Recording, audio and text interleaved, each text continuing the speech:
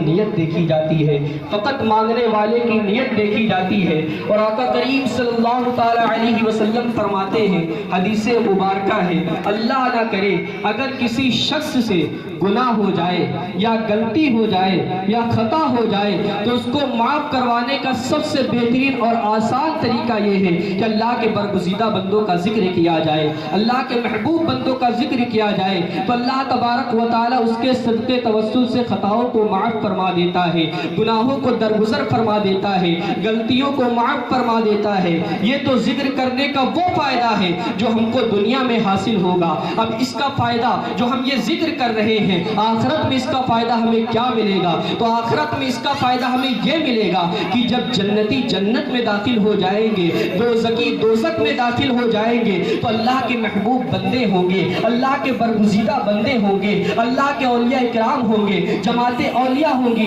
اللہ تبارک و تعالی اپنے برگزیدہ بندوں سے فرمائے گا، اپنے محبوب بندوں سے فرمائے گا، اے میرے بندو اب تم لوگ بھی جنت میں داخل ہو جاؤ۔ تو بندے مچل جائیں گے، اللہ کے برگزیدہ بندے مچل جائیں گے اور اللہ رب العزت کی بارگاہ میں فریاد کریں گے، مولا دنیا میں کچھ لوگ ایسے تھے جو میرے نام کا ذکر کیا کرتے تھے، میرے نام کی محفلیں سجایا کرتے تھے، میرے نام کا تذکرہ کیا کرتے تھے، میرے نام سے اس طرح سے تعزیتی پروگرام کیا کرتے تھے، مولا ہم ان کے بغیر جنت میں کیسے چلے جائیں؟ تو جماعت اولیاء میں سرکار غوث اعظم بھی ہوں گے جو اللہ کی بارگاہ میں فریاد کریں گے، مولا کچھ چاہنے والے دنیا میں ایسے ہیں، ہم ان کے بغیر جنت میں کیسے چلے جائیں؟ جب 11ویں شریف آتی تھی تو بڑے دھوم دھام سے 11ویں شریف کیا کرتے تھے، بڑے دھوم دھام سے میری 11ویں مناتے تھے، مجھ سے بڑی عقیدت رکھتے تھے، مجھ سے بڑی محبت رکھتے تھے، مولا ہم ان کے بغیر جنت میں کیسے چلے جائیں؟ تو نے تو ان کو جہنم میں داخل فرما دیا ہے۔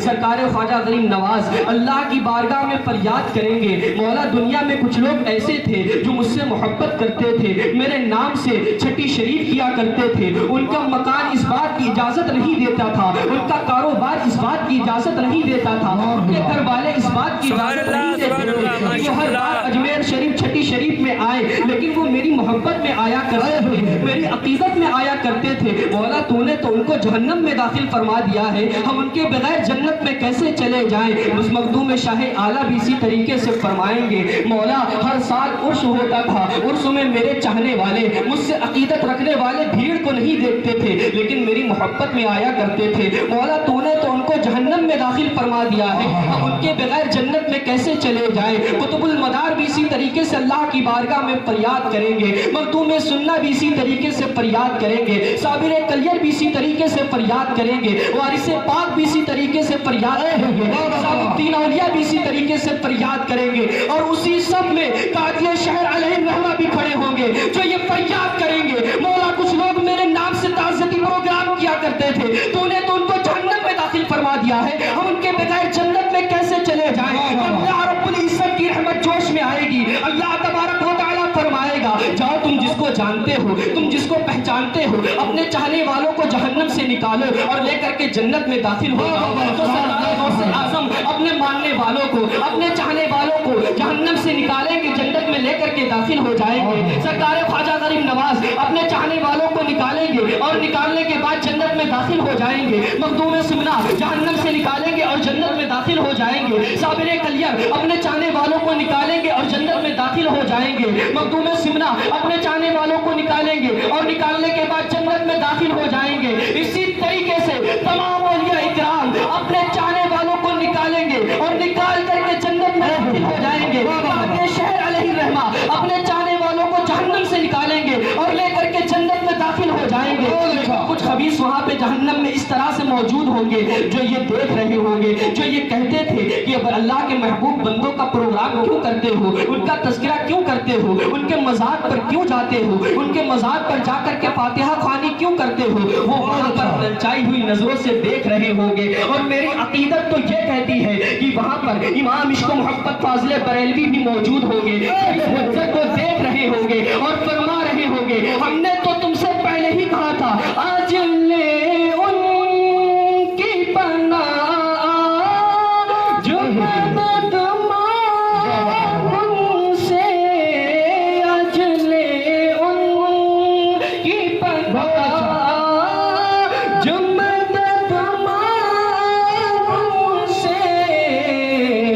کل مانگیں گے قیامت میں اگر مان گیا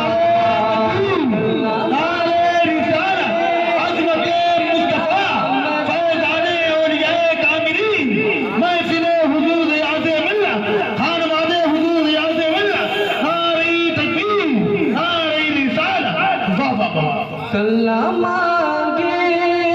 گے قیامت میں اگر مان گیا. اس لیے اللہ کے محبوب بندوں کا ذکر کیا کرو،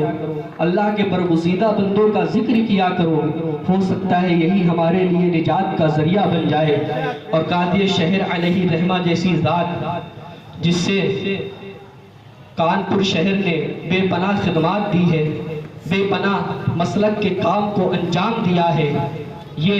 کانپور شہر والے اچھی طرح سے جانتے ہیں. اور خاص طور پر بابو پروا یہ حسنین روڈ والے اچھی طرح سے جانتے ہیں کہ قاضی شہر علیہ رحمہ کی کانپور شہر کے اندر کس قدر کی خدمات ہے اور انہوں نے کس طرح سے مسلک کا کام کیا ہے. یہی خدمات ہے، یہی مسلک کا کام ہے جس کی برکت ان کو یہ حاصل ہوئی کہ ان کا جنازہ نے ان کی حقانیت کا فیصلہ کر دیا. ان کے جنازے نے بتا دیا کہ یہ دیکھو مسلک اعلیٰ حضرت کے وفادار ہیں، یہ نبی کریم صلی اللہ تعالیٰ علیہ وسلم سے سچی محبت کرنے والے ہیں، یہ آقا کریم صلی اللہ تعالیٰ علیہ وسلم کا پیغام محبت کا لوگوں کو دینے والے ہیں. اور کیوں نہ ہو، ان کے سامنے صحابہ اکرام کی فکر موجود تھی، صحابہ اکرام کی سیرت موجود تھی. وہ اچھی طرح سے جانتے تھے کہ کل بھی اگر مسلمانوں کو عروج ملا تھا تو نبی کے قدموں سے وابستہ ہونے کی بنیاد پر ملا تھا، اور آج بھی اگر نوجوانوں کو، قوم مسلم کو عروج ملے گا تو نبی کے قدموں سے وابستہ ہونے میں ملے گا،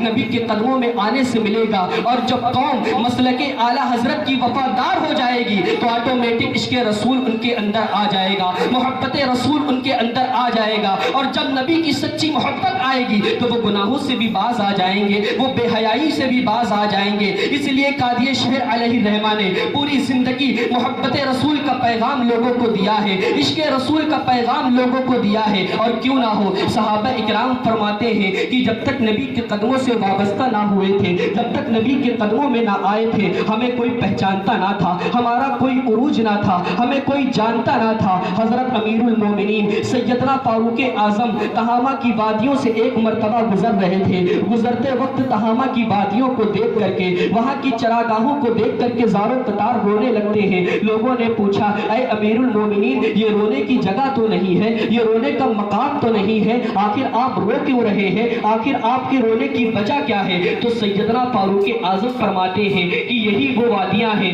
جہاں جوانی کے اندر عمر اپنے اونٹوں کو چرانے کے لیے آیا کرتا تھا، اپنے جانوروں کو چرانے کے لیے آیا کرتا تھا. ایک دن میرے باپ نے کہا، اے عمر، 3 اونٹ ہیں، ان کو ایک قطار میں کھڑا کر دو. اب میں نے اونٹوں کو ایک قطار میں کھڑا کرنا شروع کیا. میں ایک اونٹ کو لے کر کے آیا اور اس کو کھڑا کر دیا. میں دوسرے کو لینے گیا، دوسرے کو لے کر کے آیا. جب میں نے اس کو لا کر کے کھڑا کیا تو وہ پہلا اونٹ جو تھا وہ بھاگ چکا تھا. اس طرح سے میں نے کئی مرتبہ کیا، لیکن میں 3 اونٹوں کو ایک قطار میں نہ کھڑا کر سکا. تو میرے باپ نے غصے میں آ کر کے میرے سینے پر مکہ مار کر کے کہا، اے خطاب کے بیٹے عمر، تیرے اندر اتنی صلاحیت نہیں کہ تو 3 اونٹوں کو ایک قطار میں کھڑا کر دے. سیدنا فاروق اعظم روتے ہوئے فرماتے ہیں کہ جب تک نبی کے قدموں سے وابستہ نہ ہوا تھا، جب تک نبی کے قدموں میں نہ آیا تھا، میرے اندر اتنی صلاحیت نہ تھی کہ 3 اونٹوں کو ایک قطار میں کھڑا کر دوں. لیکن جب سے نبی کے قدموں سے وابستہ ہوا ہوں، 3 بر اعظموں کو ایک قطار میں کھڑا کر دیا ہے. سبحان اللہ. نبی سے عشق کرنے کی بنیاد پر تھا، نبی سے محبت کرنے کی بنیاد پر تھا. اور یہی پیغام پوری زندگی قاضی شہر علیہ رحمہ نے لوگوں کو دیا ہے. انہوں نے کوئی نئی بات نہیں پیش کی، انہوں نے کوئی نیا درس لوگوں کو نہیں دیا، بلکہ وہی درس دیا جو صدیق اکبر نے دیا تھا، وہی درس دیا جو عمر فاروق اعظم نے دیا تھا، وہی درس دیا جو عثمان غنی نے دیا تھا، وہی درس دیا جو مولا کائنات نے دیا تھا. اسی مشن کو آگے بڑھایا جو امام عشق محبت فاضل بریلوی کا مشن تھا، اسی مشن کو آگے بڑھایا جو مفتی اعظم ہند کا مشن تھا، اسی مشن کو آگے لے کر کے چلے جو تاج الشریعہ کا مشن تھا کہ کی محمد سے وفا، تو نے تو ہم تیرے ہیں، یہ جہاں چیز ہے کیا، لوح قلم تیرے ہیں. سرکار قاضی شہر علیہ رحمہ کا کردار کیسا تھا، ان کا اخلاق کیسا تھا کہ کوئی بھی ان کے پاس آتا تو اتنا متاثر ہو کر کے جاتا کہ دوبارہ ان سے ملاقات کی خواہش رکھتا، دوبارہ ان سے ملنے کی خواہش رکھتا۔ اور کیوں نہ ان کا اخلاق ایسا ہوتا۔ ہندوستان کی سرزمین جو گناہوں کا اڈا تھی،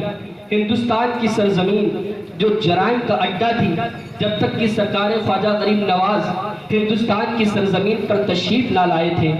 جب تک یہ سرزمین گناہوں کا اڈا بنا ہوا تھی، جرائم کا اڈا بنی ہوئی تھی، بے حیائی کا اڈا بنی ہوئی تھی، سرکار خواجہ غریب نواز اس ہندوستان کی سرزمین پر تشریف لائے ہیں تو سرکار خواجہ غریب نواز نے لوگوں کے قلوب و اذہان کو فتح کیا ہے، لوگوں کے دلوں کو فتح کیا ہے۔ لوگ ہندوستان کی سرزمین پر اس لیے آ رہے تھے کہ اس کو سونے کی چڑیا کہا جاتا ہے، وہ ہندوستان کی سرزمین پر زمین پر قبضہ کرنے کے لیے آ رہے تھے، لیکن میرے سرکار خواجہ غریب نواز ہندوستان کی سرزمین پر زمینوں پر قبضہ کرنے کے لیے نہیں آئے، بلکہ وہ ضمیروں پر قبضہ کرنے کے لیے آئے تھے۔ اس لیے کہ جو زمین پر قبضہ کرتے ہیں وہ مرنے کے بعد زمین کو چھوڑ کر کے چلے جاتے ہیں، لیکن جو ضمیروں پر قبضہ کرتے ہیں ان کو قبر میں 800 سال سے زیادہ جانے کو ہو جاتا ہے، لیکن پھر بھی ان کے تذکرے ہوتے رہتے ہیں، ان کے نام کی محفلیں سجتی رہتی ہیں، جگہ جگہ پر ان کے نام کے لنگر ہوتے رہتے ہیں۔ سرکار خواجہ غریب نواز نے لوگوں کے قلوب و اذہان کو فتح کیا ہے،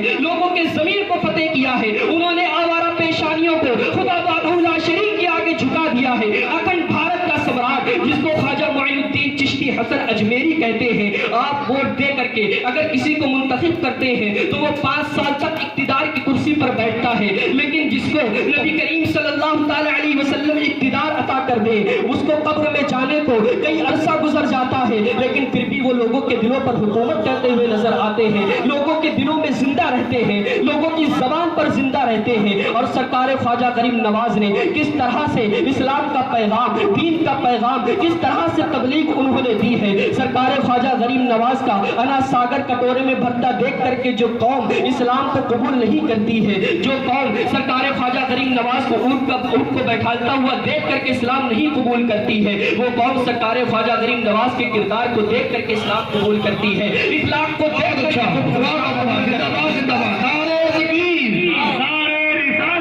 عظمت مصطفیٰ فیضان غریب نواز مسلک اعلیٰ حضرت خان والے حضور اہل ملت مسلک اعلیٰ حضرت خواجہ کا ہندوستان ساری تکبیر۔ اسلام کو دیکھ، اخلاق کو دیکھ کر کے اسلام قبول کرتی ہے، اور یہی اخلاق، یہی کردار پوری زندگی قاضی شہر علیہ الرحمہ نے لوگوں کے سامنے پیش کیا ہے۔ یہی وجہ تو ہے ان کو رخصت ہوئے مہینے بھر ہو رہا ہے، لیکن جگہ جگہ پر ان کا تعزیتی پروگرام ہو رہا ہے، جگہ جگہ پر ان کا تذکرہ ہو رہا ہے، جگہ جگہ پر ان کا نام لیا جا رہا ہے۔ اور کیوں نہ ہو، انہوں نے پوری زندگی تو اسی پر تمام کر دی۔ تجھے جانا تجھے مانا، نہ رکھا غیر سے کام، تجھے جانا تجھے مانا، نہ رکھا غیر سے کام، للہ الحمد میں دنیا سے مسلمان گیا۔ اللہ تبارک و تعالیٰ کی بارگاہ میں دعا ہے کہ اللہ تبارک و تعالیٰ ہم تمام کو قاضی شہر علیہ رحمہ کے مشن کو آگے بڑھانے کی توفیق عطا فرمائے، اور ان کے نقش قدم پر چل کر کے زندگی گزارنے کی توفیق عطا فرمائے، اور اس پروگرام کے صدقے توسل سے ان کے درجات کو بلند فرمائے، ان کی قبر کو تا حد نگاہ کشادہ فرمائے۔ وما علینا الا البلاغ۔ السلام علیکم۔